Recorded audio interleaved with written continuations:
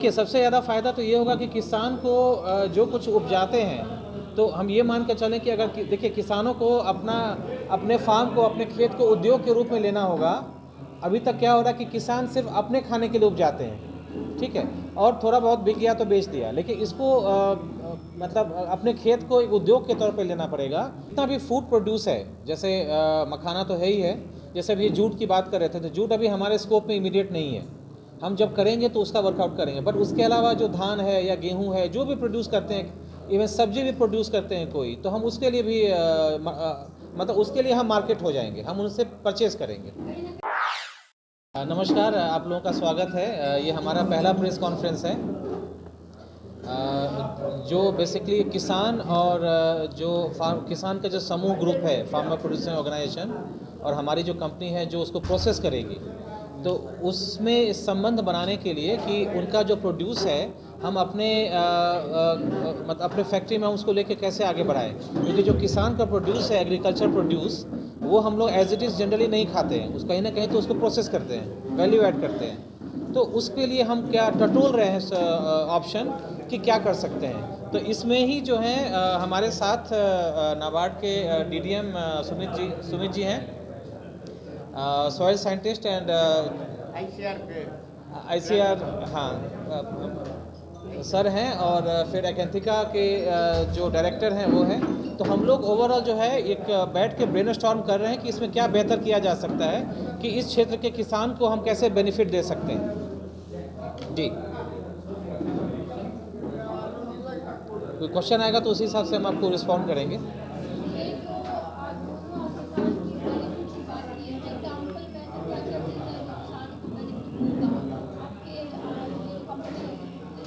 देखिए, सबसे ज़्यादा फ़ायदा तो ये होगा कि किसान को जो कुछ उपजाते हैं, तो हम ये मान के चलें कि अगर देखिए किसानों को अपने फार्म को, अपने खेत को उद्योग के रूप में लेना होगा।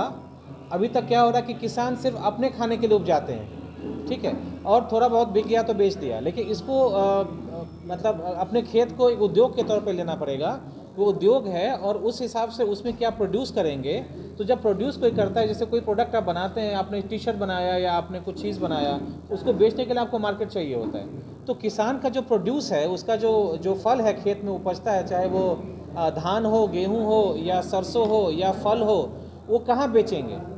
तो वो हमारे यहाँ बेच सकते हैं। तो हम ये प्रेस कॉन्फ्रेंस का मतलब यही है कि हम लोग कोशिश कर रहे हैं कि उनको हम लोग कैसे अपने साथ जोड़ें, उनको हम बताएं, उनको जागरूक करें, और आप लोग के माध्यम से हम जागरूक करना चाहेंगे किसानों को कि आपके पास जो प्रोड्यूस है आप हमें बताएं। फिर हम देखेंगे कि हमारे पास जो एक्सपर्ट हैं, हमारे साथ जो जुड़े हुए लोग हैं, जिसमें गवर्नमेंट एजेंसीज भी है, जैसे हमने बताया, साइंटिस्ट भी हैं, तो वो बता सकते हैं कि हाँ, इस पर्टिकुलर सॉइल पे ये धान या ये वैरायटी जो है वो, या ये प्रोड्यूस अच्छा होगा।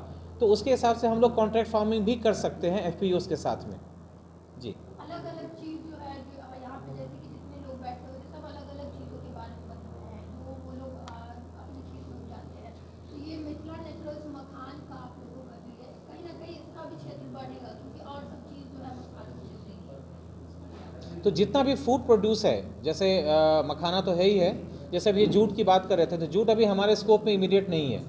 हम जब करेंगे तो उसका वर्कआउट करेंगे, बट उसके अलावा जो धान है या गेहूं है, जो भी प्रोड्यूस करते हैं, इवन सब्जी भी प्रोड्यूस करते हैं कोई, तो हम उसके लिए भी मतलब उसके लिए हम मार्केट हो जाएंगे, हम उनसे परचेज करेंगे। कहीं ना कहीं इससे मिथिला नेचुरल्स का भी क्षेत्र जो है वो बहुत आगे बढ़ेगा। बिल्कुल है, क्योंकि हम लोग को तो जो कच्चा माल, तो हम मेरी कोशिश ये देखिए, ये जो इंडस्ट्री हमने लगाई है वो पर्पस यही है कि यहाँ का जो रॉ मटेरियल है, क्योंकि कहीं भी फैक्ट्री लगता है तो रॉ मटेरियल के लिए लगता है। तो रॉ मटेरियल यहाँ का क्या है? फार्म प्रोड्यूस, मतलब जो खेत में उपज होता है। तो हम वहाँ से लेंगे तो हमको एक फ़ायदा होगा कि हमको इमीडिएट मिल गया।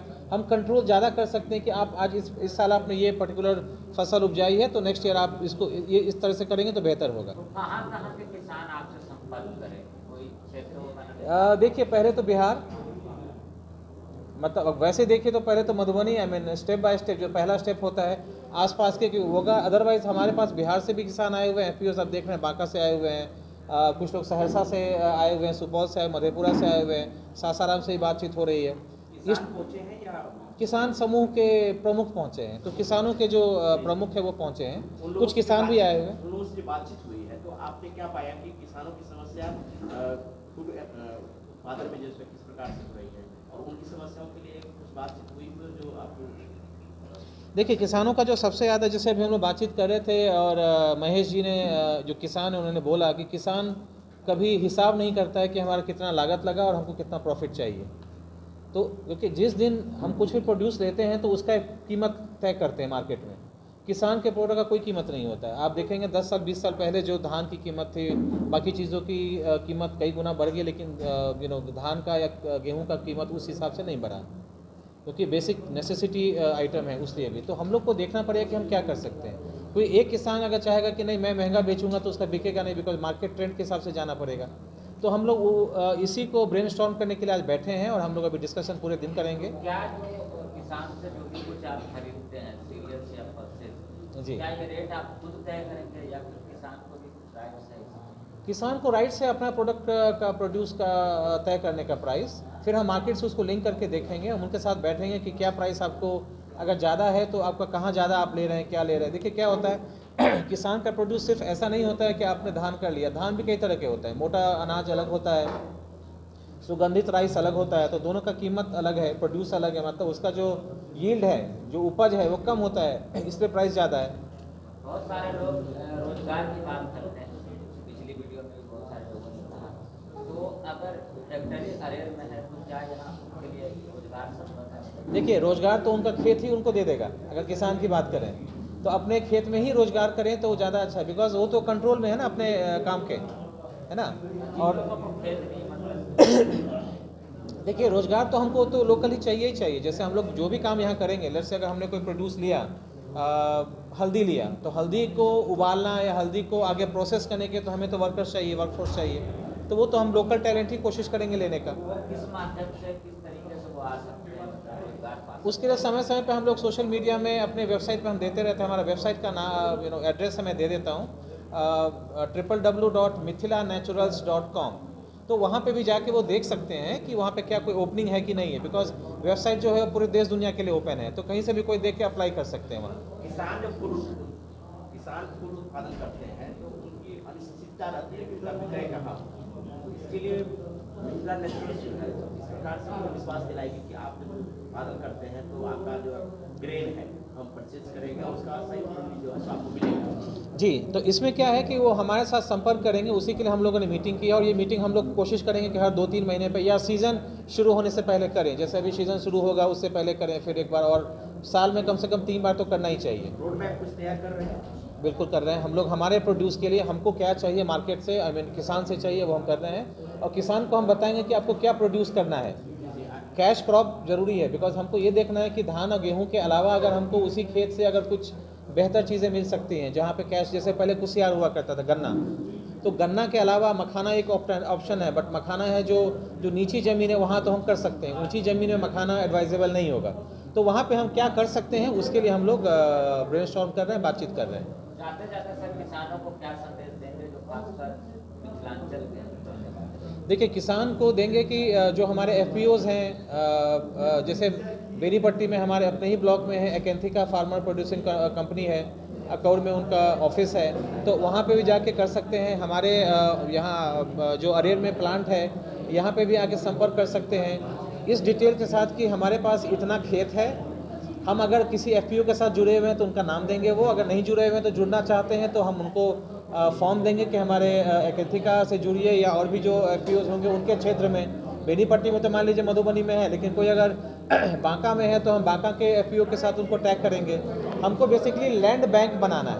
लेट्स से अगर हम ये देखते हैं कि हमारे पास 1 एकड़ का 100 एकड़ का लैंड बैंक है या 1 लाख एकड़ का लैंड बैंक है, तो उसमें अगर मान लीजिए 1 एकड़ किसी के पास एवरेज भी है तो 1 लाख किसान जुड़ गए ना, तो हम तो कुछ ही प्रोड्यूस कर सकते हैं। मिथिला नेचुरल जो है कहें तो सरकार का कुछ अटैचमेंट नहीं, सरकार का देखिए, हम जैसे बाकी कंपनियां काम करते हैं वैसे ही काम कर रहे हैं, ना हमारा कोई फॉर है ना कोई अगेंस्ट है। हम बिल्कुल प्राइवेट एंटिटी की तरह हम लोग काम कर रहे हैं। इसमें गवर्नमेंट का कोई मतलब स्टेक नहीं है, उतना ही सपोर्ट है जितना किसी और कंपनी को किसी और के लिए होगा। फार्म चलाते हैं, जब भी कोई नई चीज़ आती है तो उसको प्रोड्यूस करके देखते हैं कि उसके लिए क्या न्यूट्रिशन चाहिए, क्या उसमें चैलेंजेज है प्रोड्यूस करने में, और फिर हम उसको दूसरे को बताते हैं कि आप इसको कर सकते हैं। क्योंकि हर फसल हर जगह के लिए सूटेबल नहीं होती, उसके क्लाइमेट के ऊपर डिपेंड करता है। तो इसलिए उस चीज़ों को हम लोग करते हैं और दूसरों को बताते हैं। अब प्रोड्यूस जो करना है, मिथिला नेचुरल्स को जो भी चीज़ें चाहिए, लाइक जैसे इनको एक पर्टिकुलर धान की वैरायटी चाहिए जिसमें सुगंध हो, या जिसमें सुगंध नहीं है लेकिन फाइन राइस चाहिए, तो उनकी डिमांड जितनी होगी वो मैं किसानों को कहूँगा कि आप इतने सारे प्रोड्यूस कर सकते हैं। फिर हम लोग आपस में मोबिलाइज कर सकते हैं कि कौन आदमी क्या प्रोड्यूस कर सकता है और कितना कर सकता है। हर आदमी हर चीज़ नहीं प्रोड्यूस कर सकता। मखान की ज़मीन पे धान नहीं हो सकता है, या धान की ज़मीन पे सब्जी नहीं हो सकती। आप जानते हैं कि ज़मीन कोई ऊंचा होता है, कोई नीचा होता है, कहीं आम हो सकता है तो वहाँ मखान नहीं हो सकता है। तो उस तरह से जो डिफरेंट चीज़ें हैं वो देख के किस FPO के अंडर में किस तरह की ज़मीन है उनको हम टारगेट दे सकते हैं कि आप कितना ले सकते हैं, उस हिसाब से हम आपको बताएंगे, आप उसको करें। और लेने के लिए मिथिला नेचुरल्स तैयार है, जिसको हम कोऑर्डिनेट करेंगे, कैंथी का जो है कोऑर्डिनेट करके इनको जितना चाहिए इस साल का बता देंगे। तो किसान को पहले से मालूम रहेगा कि हमारी फसल बिकने वाली है, किस गुणवत्ता की मिलेगी। उसके लिए हमने अपने बहुत सारे कंपनी जिनके खाद हम यूज़ करते हैं या उनके स्पेशलाइज प्रोडक्ट हैं, आजकल बहुत सारे ऐसी चीज़ें हो गई हैं जो देने के बाद अच्छी चीज़ें आ सकती हैं। खाली DAP और यूरिया से काम नहीं चलता है, बहुत सारे बायो कंट्रोल एजेंट्स हैं जिसमें आपको पेस्टिसाइड नहीं यूज़ करना पड़ता।